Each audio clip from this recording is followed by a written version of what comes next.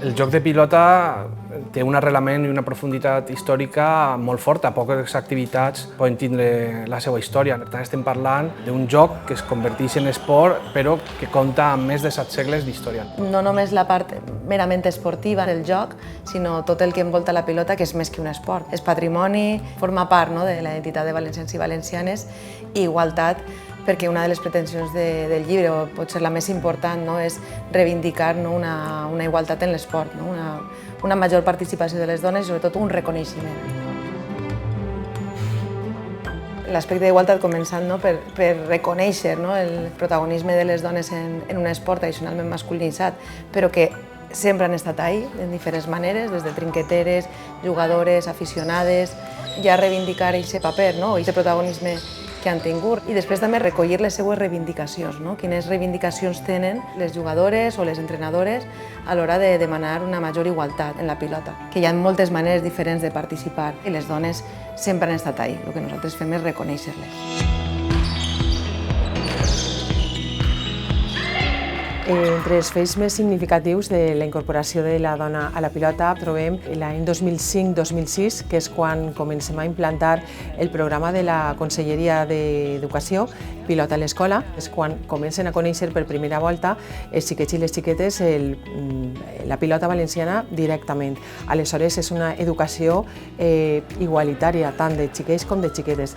Aquest és el primer contacte i és un pas molt important que hem viscut des de la Federació de Pilota Valenciana. Jo soc tècnica de la Federació de Pilota, aleshores la meva tasca és donar classes a xiquets dins de les escoles municipals, que són les escoles de València de pilota, i a part estic així al Trinquet Pelayo donant classes als centres que volen conèixer un poc més el que és la pilota, sobretot què és el Trinquet Pelayo, la cultura de la pilota, i a part també estic com a seleccionadora en les categories inferiors. Sobretot els ensenyem el que és el xoc net, perquè és un esport molt honrat, on no es fan trampes. El primer que ensenyem en totes les escoles és això. I després ens ensenyem a jugar a totes les modalitats que es puga. I també moltes voltes anem als pobles i als carrers on s'ha jugat, perquè sàpiguen d'on ve la pilota. Hi ha escoles de pilota que només hi ha una xiqueta i és una més, igual que em va passar a mi. I hi ha escoles de pilota que avui en dia hi ha més xiquetes que xiquets. I això és lo bonic de la pilota, que és que ells no tenen per què diferenciar-se. Actualment soc la vicepresidenta de les escoles de la província de València, junta amb 3 companys, i el nostre paper és escoltar a les escoles. En la pilota, sobretot, quan són tan menuts, són els valors que té el nostre esport, perquè ells han de saber jugar, han de ser bons companys, han de saber estar dins d'una partida, tant dins com fora. Aleshores és com un poc donar una estima al nostre esport, perquè és únic.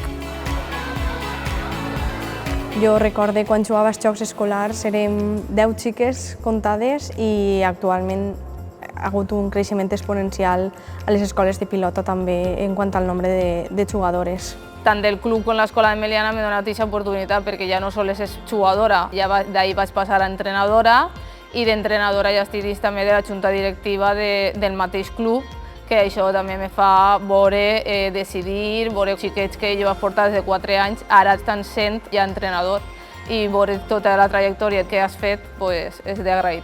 El més bonic de jugar en un club és, per exemple, així nosaltres som molts, sobretot moltes jugadores. Tenim xiquetes des de 12 fins a 58, que és la que més edat té. Quin és l'esclisme en l'esport? Pense que sí, perquè al principi, quan nosaltres començàrem a jugar, sentíem comentaris de gent que ens deia «Mira, esta quin cul té més gros, esta no sabrà pegar-li, ai, per què no juguen en biquini?» I jo m'enfadava, perquè nosaltres tenim que anar així perquè vostè pugui veure o... I em pareix molt mal. I, bueno, comentaris molts. «Mira, esta quin cul, esta no podrà catxar-se». En una partida individual de ja gent més major, jo me vaig tindre que canviar de lloc d'on estava sentat perquè hi havia un home que no parava de burlar-se d'una jugadora perquè estava grossa. Avui en dia l'activitat dels trinquets ve precedida per tot el que té d'abans, que és un món molt masclista i que principalment es jugaven partides d'homes i la dona no estava com ben vista, no?, per a jugar.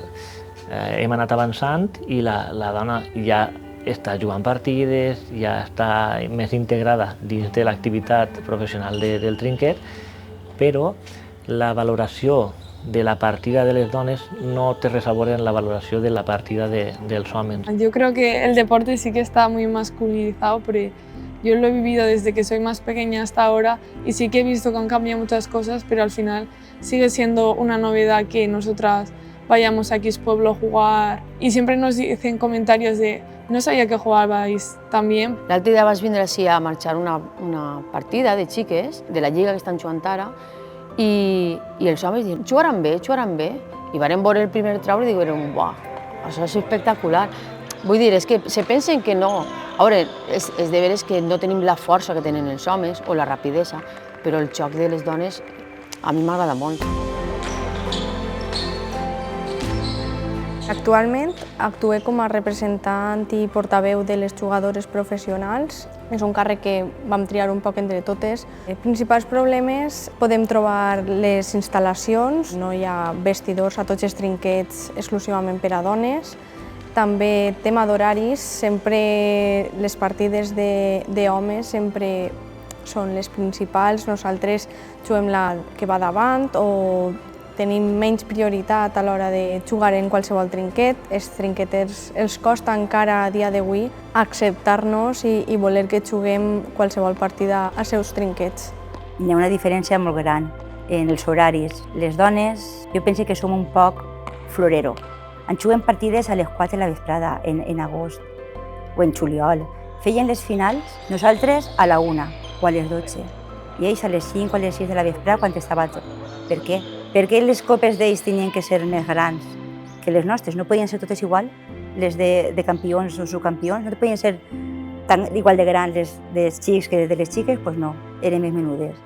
Ara, per contra, tant de queixar-nos, les han ficat més grans. Tampoc les volem més grans, simplement les volem iguals. Canxes, jo he anat a canxes de pilota, que hi ha un lletrero d'on mesos començar, que fica que dones i xiques que s'estenguen d'estar baix, que pugen dalt on no es puguen pegar pilotades, com si estaguérem gobetes.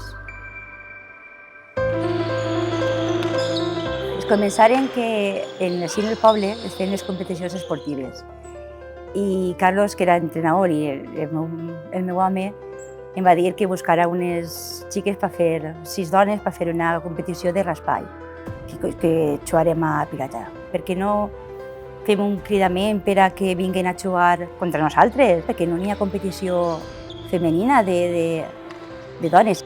I me n'echarem, anar a la federació, a dir-los que volien competir. Per aquell entonces el president que estava de la federació se va implicar molt en nosaltres i tirarem avant.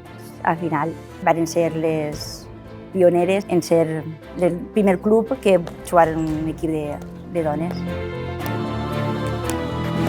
En la temporada 2006-2007 se crea la primera competició femenina de clubs de dones que ja estan federades i participen als clubs en la modalitat de raspall i consecutivament en l'any 2010 se produeix la primera participació internacional de la selecció de pilota valenciana femenina en un campionat europeu. Sí, a Europa hi ha gent que juga a pilota, hi ha països que està la pilota més desenvolupada, com és Holanda, per exemple. En Holanda hi ha moltes jugadores, en Anglaterra juguen més a One World, però no n'hi ha tantes dones.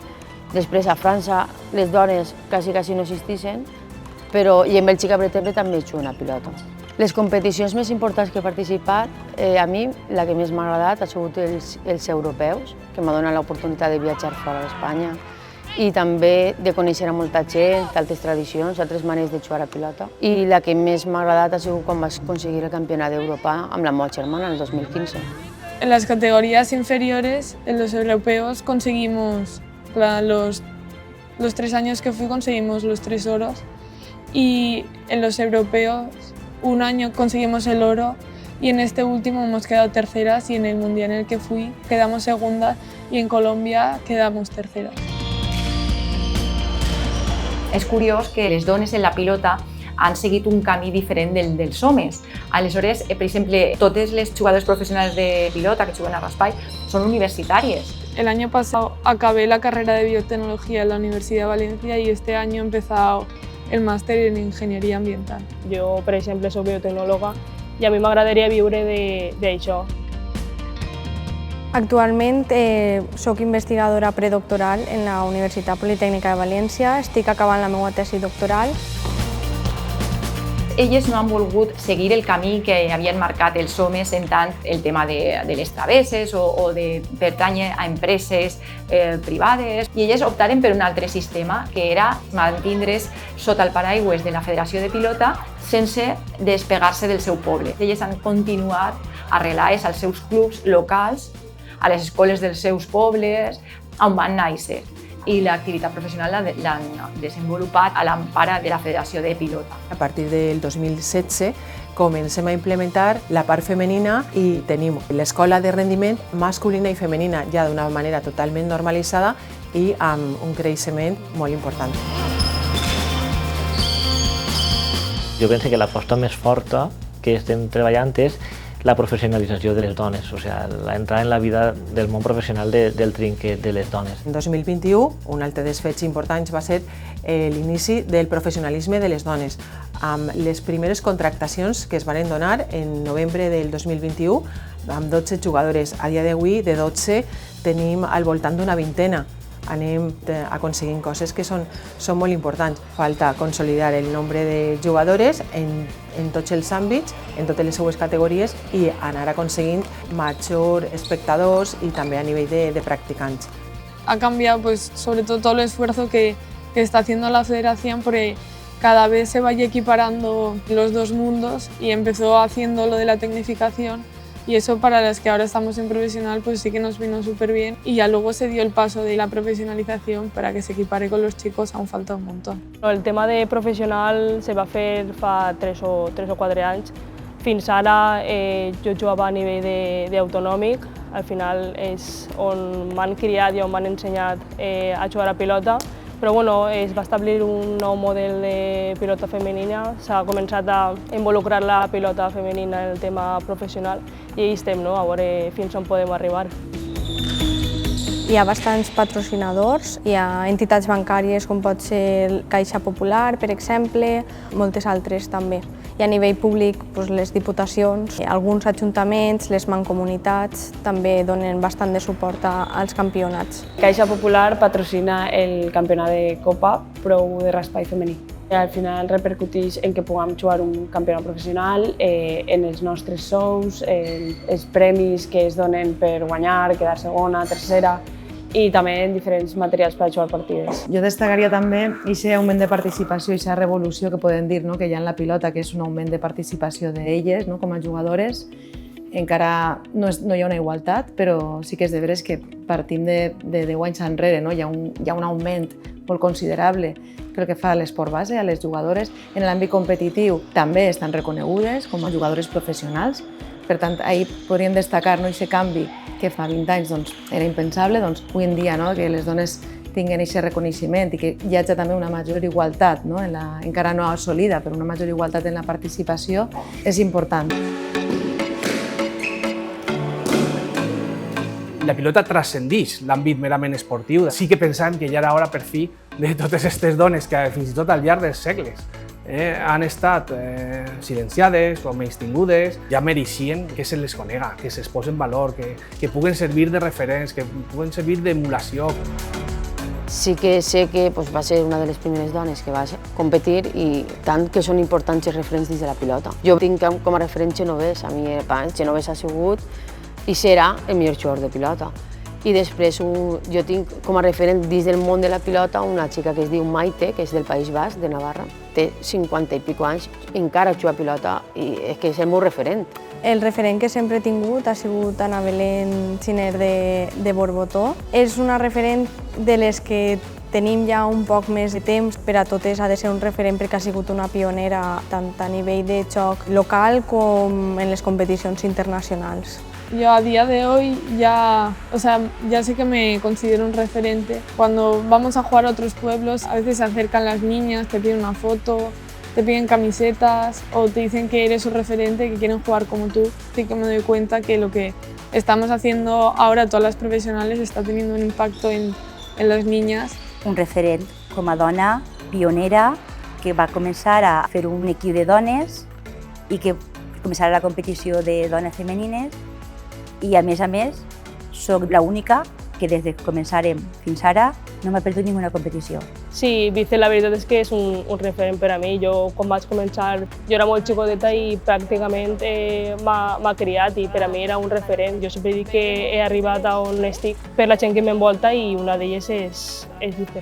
Jo sempre he dit que té molta vitalitat, té molta il·lusió als entrenaments, a les partides, i jo això ho vull involucrar en mi mateixa a nivell personal i a nivell esportiu. No només m'ha aportat coses a nivell esportiu, sinó a nivell personal. Al final m'ha vist créixer, m'ha acompanyat en tota la meva trajectòria i m'ha aportat moltes coses. Anna per mi és molt gran. Per mi és la número 1. Com a persona, com a jugadora, no li importa veure-nos entrenar, veure-nos jugar, ens apoya, nosaltres anem a veure-la, ella és una bellíssima persona. Elles, eixa veu que donen de la pilota com a vivència tan important, com la pilota forma part de les seues vides i com destaquen aquests valors de la pilota, aquesta solidaritat, aquest respecte entre rivals i entre companyes dins i fora del trinquet o en el carrer, i també intercanvi intergeneracional. Hem trobat moltes professions. Jo destacaria l'artesania. S'han invisibilitzat molt a les dones. Bona part de les artesanes, gran part de les pilotes amb les quals juguem, ja siguin pilotes de baqueta, pilotes de badana, pilotes grosses, pilotes de frontó, al darrere, i molta gent no ho sap, no són artesans, sinó són artesanes. Ahir les dones, ja siga, per exemple, les d'Álvarez de Carcaixent, Mari Carmen Arbona, tenim també les pilotes d'Agullent, és a dir, moltíssimes dones que són les artesanes. Jo destacaria que les dones en l'àmbit del periodisme han jugat un paper, la difusió en els mitjans de comunicació de la pilota han jugat un paper fantàstic. Com a treballadora de diferents mitjans, tant públics com privats, he participat visibilitzant la tasca de les dones a la pilota, tant a nivell esportiu com a nivell de gerència, de clubs, les artesanes que feien les pilotes, mostrant tot el ventall de participació de la dona al món de la pilota, que tradicionalment s'ha pensat que era exclusivament masculí, però la dona sempre ha estat. N'hi ha companyes com Mari Carmen Montes, que de manera autònoma va intentar fer un seguiment de la informació de pilota durant un temps, Imma Lidón en El Mundo, i ja les pioneres en informació de pilota, Sílvia Soria i Begoña Castillo en Superdeporte, però no són moltes les veus que n'hi ha en els mitjans de comunicació privats. La primera presentadora del programa Trinquet fou Begoña Castillo, del 2000 al 2005, i després, en una segona etapa, fou Maria José Berbegall. Des del meu punt de vista, de les iniciatives que s'han posat en marxa, una de les que més ressò ha tingut ha sigut el Va de Dona. Tots els anys porta la pilota al cor de la ciutat de València, a la plaça Manises, al carrer Cavallers. Aleshores, això fa que per un dia se visibilitzi l'activitat de la pilota en el centre de València, tant per a turistes com per a persones que passen per allà. A més, es fan uns guardons, que són el Va de Dona, en els que se reconeixen a dones que treballen per la pilota en tots els àmbits, tant en gerència de clubs, en càrrecs federatius anteriors, en artesanes, jugadors professionals i mitjans de comunicació. Diguem que aquesta iniciativa, el Va de Dona, permet visibilitzar a totes les dones que d'una manera o una altra contribuyen a la visibilització de la pilota. Durant els 40 anys de dictadura que se veia molt malament que les dones jugaren fueren pilotàries. També en contaren que Paco Genovés jugava contra dones en aquell entonces. Inclús li costava molt guanyar a aquestes dones que eren molt braves, una tal Mercedes de Genovés. Esta és la carpeta que vaig dedicar al món de la pilota dels homes. Esperem que ara, en un futur, puguem fer una carpeta dedicada a les dones.